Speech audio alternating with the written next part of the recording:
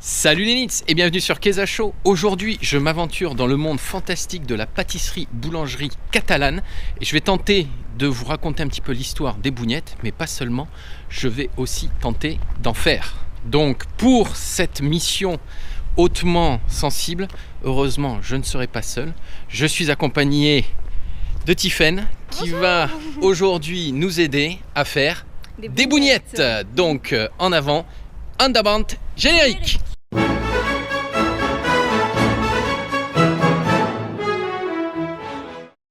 Bon, alors pour faire des bougnettes avant tout, faut des ingrédients, il me semble. Donc voilà, on est dans un grand supermarché dont on taira le nom. Et puis en avant, on va chercher nos ingrédients. Allez, en route! Bon voilà, on est en train de faire des courses, donc peut-être tu peux nous expliquer de quoi on a besoin, vraiment. Alors pour les bougnettes, donc c'est une pâte levée, donc bien évidemment, qui dit levée dit levure. D'accord. Et quand je parle de levure, je ne parle pas de la levure chimique en poudre, c'est de la vraie levure, c'est-à-dire un champignon tout simplement. Et on va mettre du champignon dans les bougnettes? C'est ça, c'est un champignon. Ah c'est une pizza en fait qu'on va faire. Ou une omelette? Non, quand même pas.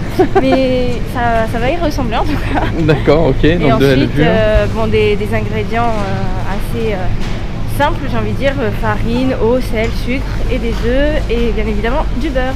D'accord, bon allez, on va essayer de trouver tout ça. Voilà, et pour aromatiser, eau de fleur d'oranger, vanille, zeste de citron, tout ça. Ok, bon, tu sais où on va là ou pas? Non. Non, pas du tout. Très bien, ok, on va essayer de trouver notre rayon et puis on revient. Voilà, on aura besoin de globalement 4 œufs. 4 œufs, ok, super. Bon, et puis là, du beurre tout à fait normal, on va dire. Voilà, est-ce qu'on prend du bio? Allez, on va prendre du bio, histoire de. Allez, super. Voilà, une plaquette suffira, il ne faut que 50 grammes. Allez, hop. Panier. Bon, là je tente le coup, mais non, il n'y a pas besoin de bière. Non, t'es sûr? Après, pourquoi pas essayer mais... Ouais, non, mais même pour les cuistots, non, il n'y a pas besoin de. Ah, pour les cuistots, bien sûr. Bon, j'aurais tenté, tant pis, pas de bière. Donc là, qu'est-ce qu'on est en train de chercher, voir? Alors, on va prendre de la vanille en poudre, toi qui voulais tester les boulettes vanille, donc on les mettra dans l'eau tout simplement. Et on va essayer de trouver de la fleur d'oranger. Voilà, parce que normalement, ça se fait avec la fleur d'oranger à la base. Voilà, donc, alors, très important. Farine T45, dit farine de force, parce qu'il y aura différents types de farine. Ouais. Par exemple, là, on a le type 110. Donc, en fait, plus le type est élevé, plus la farine est foncée. C'est-à-dire que, en fait, là, on aura une farine qui donne une pâte beaucoup plus élastique. Ouais. Tandis que là, on aura une pâte beaucoup plus cassante. Donc, tu recommandes, du coup, la T45 pour tout ce qui est pâte levée et pour les bougnettes, c'est le top. C'est hallucinant, on a vraiment l'impression de faire un truc hyper précis. C'est précis. Attention, hein. Attends. Bon alors là, petit moment de victoire, parce qu'on pensait qu'on ne trouverait pas. Et en fait, voilà, ça c'est très très important, tu m'as dit. Voilà la levure fraîche, c'est-à-dire vivante. Ce sont des champignons, tout simplement. Donc là non seulement tu m'as expliqué qu'on allait mettre des champignons dans nos bougnettes, mais en plus que c'est vivant. C'est ça, je vous expliquerai le principe et leur rôle, très important d'ailleurs, tout à l'heure. C'est parti. On va mettre des champignons vivants. Alors là, bizarrement, il nous faut aussi un citron. Voilà, qu'on va zester tout simplement pour donner de l'arôme. On va zester le citron. Celui-là, tu le sens bien, celui-là? Ouais, je le sens bien. Bon, allez, super. On s'est rendu compte qu'il nous manquait quelque chose de très important. La balance. La balance. Alors moi, naïvement, je t'ai dit, ouais, non, mais c'est bon, on peut faire à l'œil et tout. Et tu m'as dit que non, surtout pas. Parce que y a des quantités sur lesquelles il faut surtout pas se tromper, notamment avec le sel qui tue la levure. Donc il faut mettre une quantité... Ah bah oui, parce que la levure est vivante. Et oui, il faut une quantité très particulière de sel par rapport à la levure et il ne faut pas se tromper parce que c'est vraiment au gramme parce que sinon on va tuer la levure. Et oui, et du coup on aura des bougnettes... Donc là, non, t'es sûr, on n'a pas besoin de... Non, c'est pas la peine d'insister. J'aurais essayé. Hein. Bon voilà, on a fait nos petites courses. Moi j'avais pas trop l'habitude de faire ça et finalement si on enlève notre petite balance qui nous a coûté une dizaine d'euros, on s'en sort donc sans la balance à 16 euros et des poussières. 16 euros et des brouettes. Donc je suis assez étonné, même positivement, parce que pour 16 euros. Après faut d'autres petits trucs, on va vous montrer ça. Ouais, au niveau du matériel, mais... On vous montre ça tout de suite. Voilà. Donc à tout de suite. Donc ça y est, là on est de retour, on est prêt à commencer, donc tu vas peut-être nous montrer un petit peu ce qu'on a ramené. Donc au niveau des ingrédients, donc on a le beurre doux, la levure fraîche, un citron pour zester, La farine T45. La fameuse T45, c'est technique. Hein. L'arôme de fleur d'oranger, qu'on va diluer dans de l'eau du coup. Le sucre, la vanille en poudre, l'huile de tournesol pour la friture et les œufs. Et les œufs, d'accord. Bon, bah allez, on va pouvoir commencer. Bon, allez, c'est parti. Bon, par quoi on commence? Alors, donc pour commencer, on va récupérer les cuves de batteur. D'accord. Et on va commencer par peser directement dans la cuve, c'est plus simple, tout ce qui est liquide. D'accord. C'est-à-dire l'eau avec l'arôme choisi et les œufs. Les œufs, ok.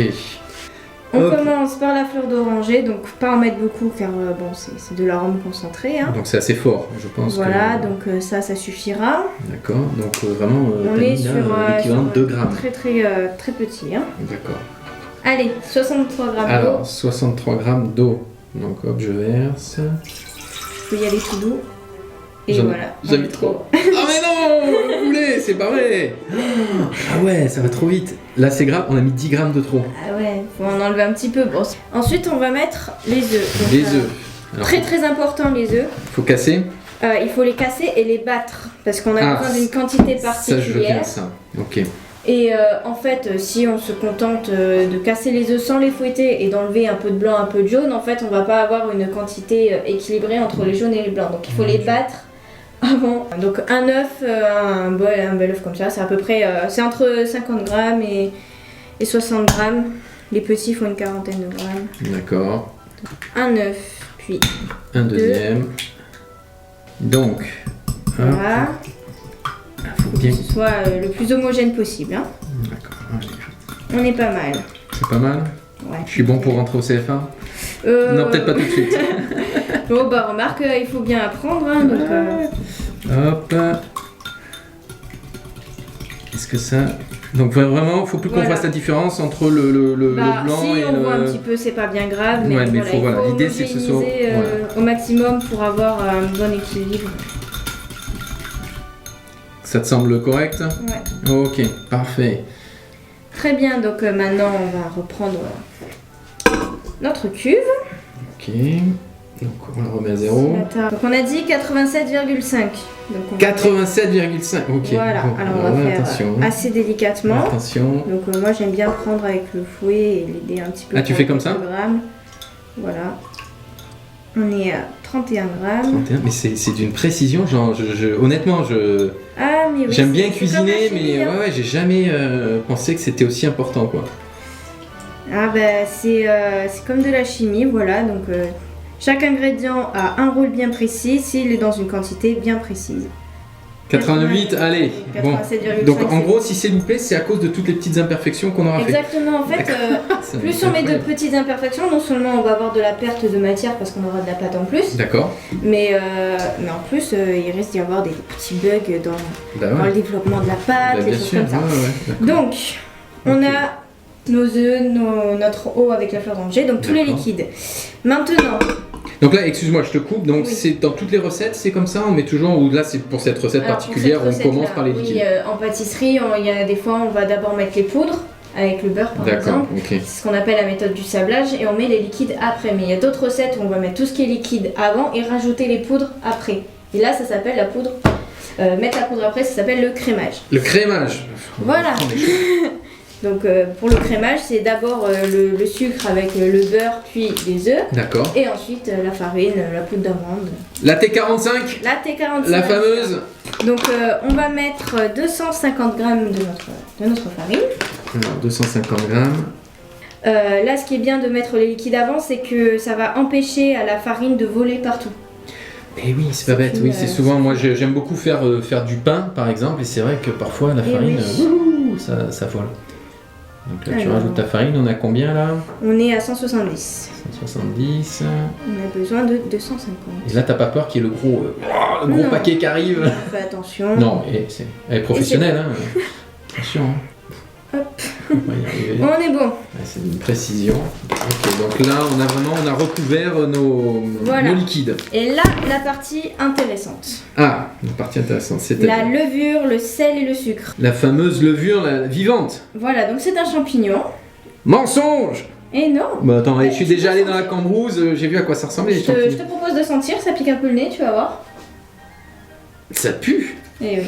Alors je te propose de faire une petite expérience. Alors, j'ai expliqué que le sel tuait la levure, donc on va faire un petit truc tout simple. Tu vas tuer. On va prendre un petit bout de levure, donc elle m'a l'air bien. Et on va mettre du sel. Et là, tu vas voir. Donc on la met dans le sel. Donc là, vous assistez à un génocide en fait. Là, c'est... Elle se liquéfie. Exactement. Ah, c'est impressionnant. Donc voilà, donc l'importance là, elle a dit de ne pas mettre le sel et la levure en contact direct. Donc en fait, le sel dans la recette, ça va aider à réguler la pousse en fait. Donc la levure va aider au développement de la pâte, à la faire gonfler. Mais il ne faut pas non plus qu'on obtienne une montgolfière. Donc la quantité de sel va aider à la levure en fait de se calmer quand elle aura fini son travail. Sauf que si on en met trop, bah forcément, elle meurt et on aura un truc tout raplapla. Donc t'as tué en direct, enfin en direct, non mais voilà. Kezacho décline toute responsabilité, aucune levure n'a été... Bah si, du coup si... C'est un peu de la maltraitance. C'est de la maltraitance champignonnesque.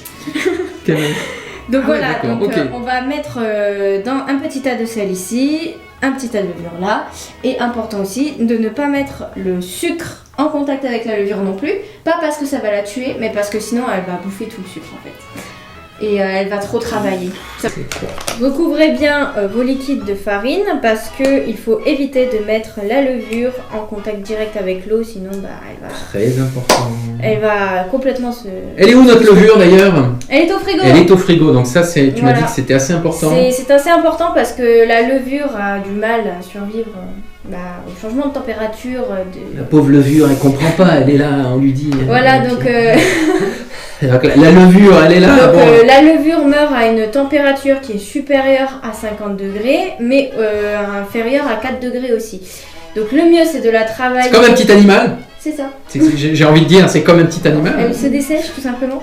Donc voilà, le mieux, c'est de la travailler dans une température ambiante d'à peu près 20 degrés. Puis la levure... Entre 20 et 25 degrés, elle est dans un fonctionnement optimal. Alors, levure, on a besoin de 7,5 g. Donc on va limiter un petit peu comme ça. Hop. C'est assez léger, je trouve. C'est très léger. Ouais, vu la quantité que tu mets. Et pourtant, dans 1 gramme de levure, il y a 10 milliards de cellules. C'est un champignon. C'est ça, c'est exactement ça. Donc après, là, tu mets... Le sucre, 25 grammes donc. Le sucre. Voilà. Quand on le sel, 5 grammes, donc là on va essayer de... Juste une petite... Bon, donc là, ça y est. On a tous nos mélanges et maintenant, qu'est-ce qu'on va faire? Au robot. Vincent, comment s'appelle l'étape qui permet de mélanger tous les ingrédients? On va voir s'il a retenu la leçon. Ça commence par un F. Le faisandage. Le phrasage. Le phrasage. Voilà, c'est l'étape. Faut s'y connaître en chimie. Faut faire des maths. Faut avoir une mémoire autre que une mémoire d'huître. Faut avoir du vocabulaire. Ouais, non, c'est pas pour moi. Malheureusement, là, Ça vient. 25 g de beurre. Hop. Voilà. 25 g de beurre. Tac.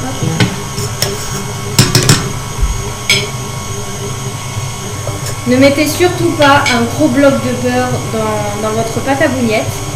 Sinon vous allez avoir une mauvaise surprise. C'est quoi la mauvaise surprise? On va avoir une grosse boule de beurre qui va avoir beaucoup de mal à se mélanger avec la pâte à bougnette. Et si tu le cuis, qu'est-ce que ça va donner? Rien du tout. Non mais ça va, si par exemple tu oublies une grosse bulle de beurre dans ton truc, ça va faire quoi? Le beurre va s'échapper et surtout le reste des bougnettes va être super sec. Ça ne va plus être de la bougnette, ça va être une sorte de galette farineuse. Quand est-ce qu'on met ça? On va l'incorporer avec le beurre. À la fin, avec le beurre? Oui. On a notre... Le phrasage est presque terminé, on va pouvoir commencer à incorporer le beurre avec les tests. Bon, mais c'est bien, il faut prendre un beurre qui est relativement mou. Ah bah là je te pas confirme. Liquide. Je te confirme. Ah bah là il est presque liquide, hein, le beurre. Non, là il n'est même pas pommade. Pardon? Donc, vous pouvez le faire pommade d'ailleurs, le beurre pour les bougnettes. C'est-à-dire qu'en fait, on le fait fondre très légèrement et on le mélange pour qu'il ait une consistance crémeuse. Voilà, donc là... Là, on va pouvoir mettre nos... Le phasage est bon. Début du pétrissage. Et on incorpore le beurre petit à petit. Hop là. Donc le fait que le beurre soit mou ou pommade, ça va l'aider à s'incorporer à la pâte, mais surtout pas liquide, sinon on va avoir une pâte liquide. C'est joli. Hein. Donc là, ça, t'es confiante là, ça c'est de la bonne, c'est de la belle pâte. Franchement, on fait de la belle pâte. Là, on est sur de la belle pâte. On est belle pâte. Sur de la jolie pâte. Tina, c'est une très belle pâte. Allez, là, on accélère la vitesse. Ouais, deuxième partie du pétrissage, on est à un ça travaille. Bon. Donc, qu'est-ce qu'il nous faut là? Alors, on va peser maintenant une recette de bougnette fleur d'oranger, zeste de citron. On va avoir quelque chose d'un peu plus citronné.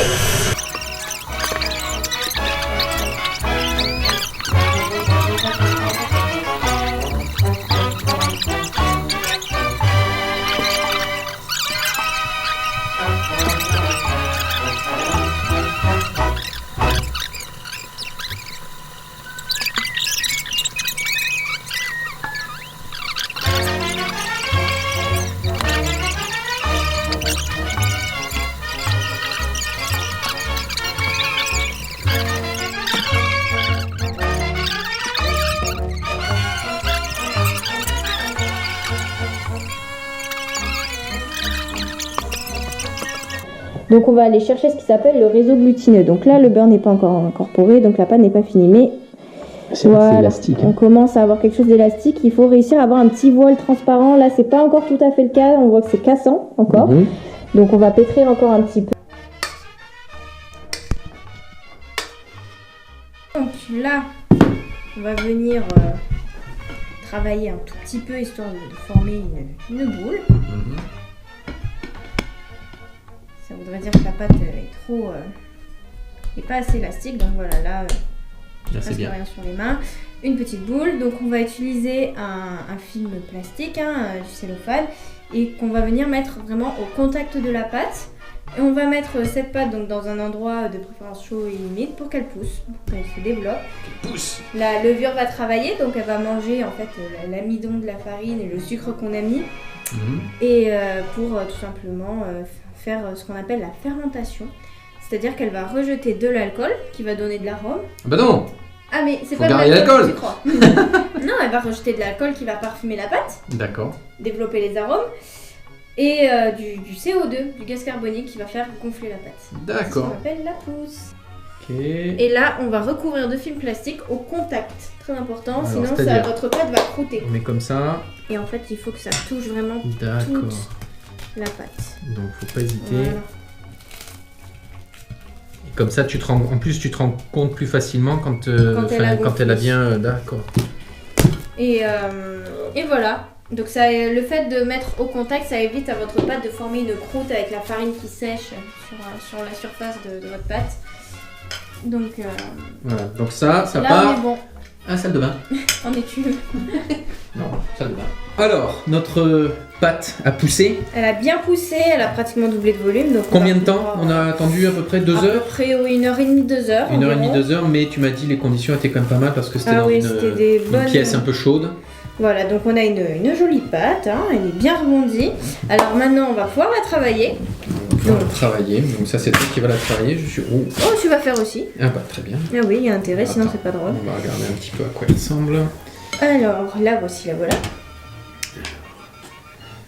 Alors maintenant, on va utiliser un peu de farine parce que ça reste un peu collant et une pâte max. Donc on va fleurer. Fleurer, comme ça. Ça, je sais pas faire. Ça, là, il y a un ricochet. Il y a du style. Hein. On a la pâte. Okay. On va essayer. Je te propose de la diviser en deux, comme ça tu travailles une moitié, je travaille l'autre. D'accord, donc avec un couteau. Ouais, ça se fait. Après, hein. Ok. Là, il va falloir mettre les mains. Ah oui. Je suppose. On étrangle pour couper, c'est plus simple. Alors, voici ta bouboule. Et qu'est-ce qu'il va falloir faire? Moi, je vais faire comme toi, mettre ça sur le côté. Et tu fais, regarde, prends un peu de farine, je vais te montrer. Prends un peu de farine, tu fais tout simplement. T'es presque, c'est bien. Inutile d'en mettre trop, c'est juste histoire que ça colle pas trop au doigt. Hop. Donc. Tac, tac, tac. Ok, oui, voilà. On va faire des boules, on va essayer de faire... Et là, ça c'est en préparation parce que quand on va les cuire... Tu vas essayer, regarde, tu vas étrangler la pâte pour la couper comme ça. Hop. Bam. Et on va essayer d'avoir des boules... Alors, ça sera pour une bougnette? Une bougnette, voilà. Donc chaque boule doit faire... Oui, mais alors toi tu mesures bien, comment on peut savoir si c'est un... Normalement il faut peser, mais bon. Là on peut travailler. Là on peut travailler. Il fallait le sortir quand même. Hop, donc là je fais un boudin. Voilà. Hop, et je prends... Et tu serres comme ça et tu étrangles tout simplement. Donc voilà, c'est ce type de taille, une paume de main quoi. Une paume de main, mais ça dépend, donc, oui. Enfin une paume de main à moi. Là, ce qu'on va faire, c'est qu'on va bouler. Boule. Alors c'est comme ça, tu prends ta petite boule. Ouais. Tu vas poser ta main comme ça dessus avec l'auriculaire et le pouce qui vont toucher la pâte et tu vas tourner, tout simplement. Et en fait, de tourner comme ça, on va avoir sous la boule une clé, tu vois. Oh là là là là. Petit souci de régularité. Oui, non, les tiennes sont beaucoup plus régulières. Alors, moi, il y a, voilà. Là, c'est bon, tu es bien. Allez. Donc, toujours, tu prends une de tes boules. Encore? C'est pas fini? Non, on va former les bougnettes là. Alors, et là, tu vas donner un coup pour la dégazer. Je peux? Oui, pas trop fort. Non, j'avais envie. Pas trop fort. C'était pour le Et là, corps. Le travail intéressant. Ah, et là, on va l'éclater. On va commencer par étirer. Ok. Tout simplement. Et puis là, on va tourner. Petit à petit, comme ça. Donc ça, je comprends mieux, ouais. Normalement, c'est cette étape que traditionnellement on fait sur le genou. Et alors, qu'est-ce qu'il faudrait? Il faudrait le poser sur le genou comme ça? Oui, ils sont assis, ils posent sur le genou et ils tournent. D'accord, ok. Et autant faire avec les doigts. C'est très bien. Là, la pâte a une très bonne consistance, donc elle est plutôt facile à étirer. Alors, attends. Et là, tu vois, tu étires. Et là, on va avoir la forme caractéristique de la bougnette, c'est-à-dire quelque chose de très fin, mais avec tout de même un petit... Avec le rebord, voilà, le rebord, effectivement. Donc voilà, tu as juste à étirer avec le pouce, tu modèles. Il faut que ça fasse quelle taille à l'arrivée? Oh bah tu vas le sentir, en fait, la bougnette, ça doit être quelque chose de très très fin, là, c'est encore trop épais. Même on voit à travers, moi je me souviens, les bougnettes... Tu vois, il faut avoir le réseau glutineux ça. Apparent. D'accord, ouais. Alors justement, ouais, tant qu'on y est, parler un peu de ça. Et il y a quand même au XVIIIe siècle, à Sals, donc Sals c'est pas très loin d'ici, ils ont interdit, à ton avis pourquoi ils ont interdit aux habitants de Sals de faire des bougnettes? C'est assez marrant. Je ne sais pas. Il y avait une pénurie d'huile. Oh. Et en fait, ils estimaient que comme les habitants faisaient beaucoup de bougnettes, ça utilise beaucoup d'huile. On va le voir là tout à l'heure à la cuisson. Ah oui, et en fait, à Sals, ils ont interdit de faire des bougnettes parce que ça consommait trop d'huile. On va commencer la friture de nos bougnettes fleur d'oranger. Faut mettre tout ça. Oui, c'est très très beaucoup. Ah mais tu m'étonnes qu'à Sals, on les... Donc tu mets toute la bouteille d'huile. Eh oui. Ah ouais, d'accord. Ah, quand ils disent friture, ils plaisantent pas, hein.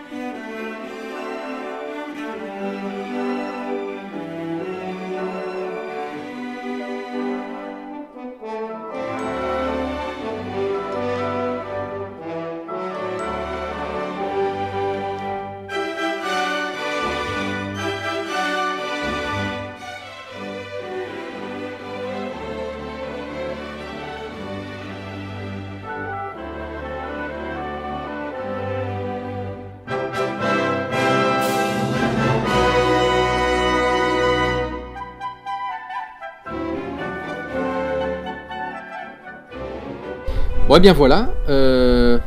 Voici le fruit de notre travail, de nos efforts. Combien on en a fait en tout? On a fait 3 fournées de... 3 x 7. 21. On a fait une bonne vingtaine de bougnettes. Donc on en a fait nature.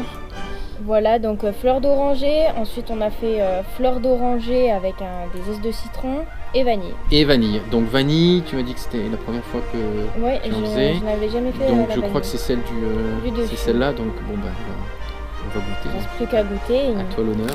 Bruit, donc déjà au bruit. On sent que c'est réussi. Au bruit, on va dire que voilà une bougnette qui fait ce bruit-là, en général on est plutôt. On est assez sûr de la qualité. Ah carrément, la moitié. Allez. Bon, d'accord, je suis gâté. Alors, attention, en même temps. 1, 2, 3. Goûter et approuver. Waouh. Très bien la vanille. Ah, super. Bon, tant que j'y suis, il y a déjà un grand merci à Tiffaine qui est venue de rien, avec plaisir. me donner un sacré coup de main. J'ai appris plein de choses. Donc j'espère que vous aussi vous aurez appris des choses. On va quand même mettre en description la recette. Donc on va vous mettre en description de la vidéo la recette des bougnettes. Alors, petite parenthèse, j'avais lu aussi qu'on pouvait appeler ça des bougnols. Alors, ou quelque chose comme ça. C'est un peu différent. Dis-moi si je me trompe. Les bougnols, ce sont des petits beignets à l'anis, donc ça forme une petite forme de donut, voilà, un grand comme ça. Et bon, c'est de la pâte à bougnette, hein, c'est le même principe, simplement, voilà, c'est à l'anis. Mais c'est pas exactement pareil. Donc j'avais vu qu'on pouvait éventuellement appeler bougnette. C'est la même pâte avec de l'anis, on va aussi voilà, les frire, ça n'a pas la même forme, mais bon, c'est très bon. Une prochaine fois alors. Oui, prochaine fois. Et puis en description, je vais aussi vous mettre le lien du compte Instagram de Tiffaine. Je crois que tu as un compte Instagram qui marche plutôt bien, je crois. Je crois que tu as pas mal de followers. Donc je vais vous mettre tout ça. N'hésitez pas à suivre parce qu'elle met des trucs vraiment sympas sur son Instagram. Ça me ferait plaisir. Et puis moi je vous dis comme d'habitude, prenez bien soin de vous. À la prochaine. Et puis fin saviat.